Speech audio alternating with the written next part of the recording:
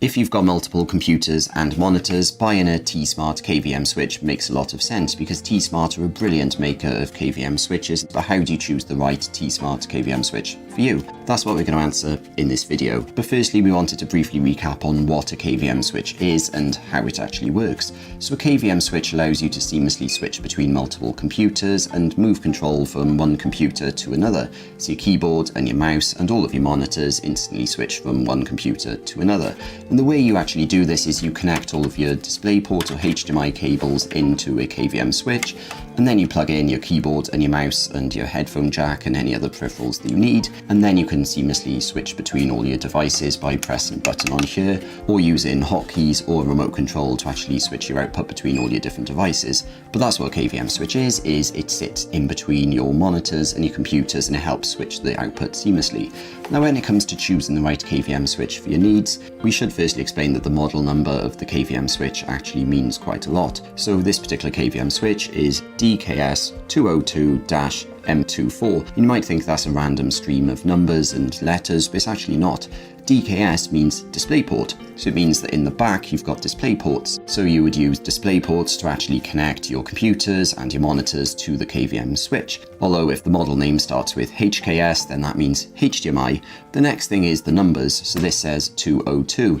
What that means is it supports two PCs or two computers in general, and then two monitors. And if, for example, you only had one monitor but you needed to support 4 computers, then you'd need to buy a KVM switch that says 401, so 4 PCs and then 1 monitor, so that is what that means. And then at the end you've got something like M24, and the first letter is what's important here because the M stands for the Master Series, P stands for the Prime Series, and there's a few other letters that T-Smart use to denote their KVM switches too, as you can see on the screen now. But next we wanted to discuss the 4 main factors that go into deciding which KVM switch to buy.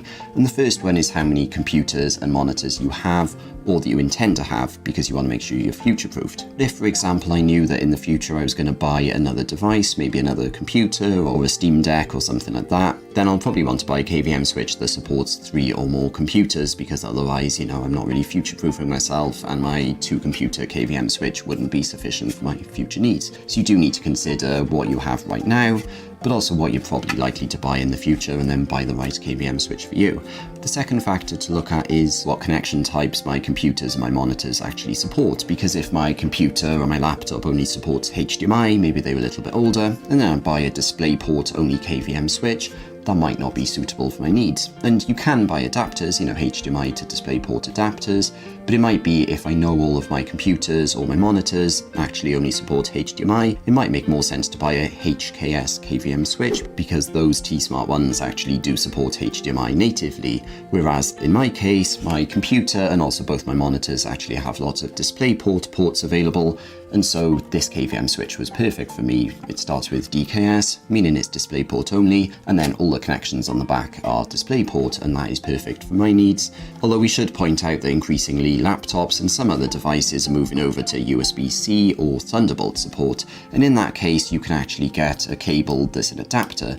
So for example, this cable, you put a USB cable in your laptop, and then in the other end you've got a DisplayPort cable like this, which I could then insert into my KVM switch. So even if you have a device that doesn't completely support, DisplayPort or HDMI, for example, then you can get an adapter to actually help you out here, so that is worth knowing when you're deciding which KVM switch to buy.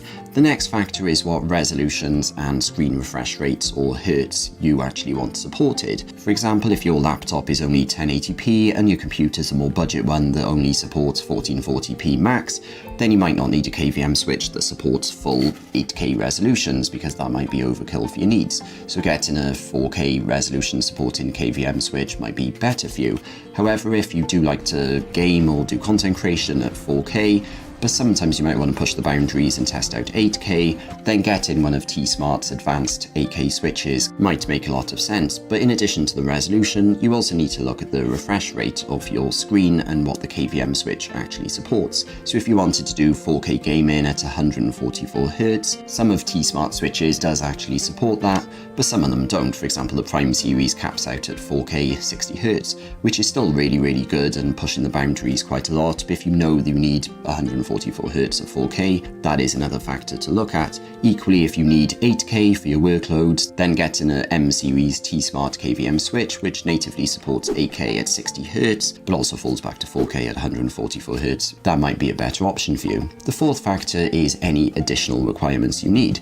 For example, this KVM switch doesn't have any USB-C ports, and this is a very good KVM switch with lots of different connectivity options. But if, for example, you had a laptop that charges with USB-C or a Steam Deck or a similar device, and you want to connect that to your KVM switch and charge it up to reduce how many cables you have, then that is a factor that's worth considering. Equally, if you've got some really good headphones, you want to make sure that they seamlessly switch between all your different computers, then a KVM switch with a headphone jack is really important. Equally, some T-Smart KVM switches have an Ethernet jack, so you can hook up multiple computers to your network to make sure that they stay connected at all times instead of relying on Wi-Fi, so that is pretty nice.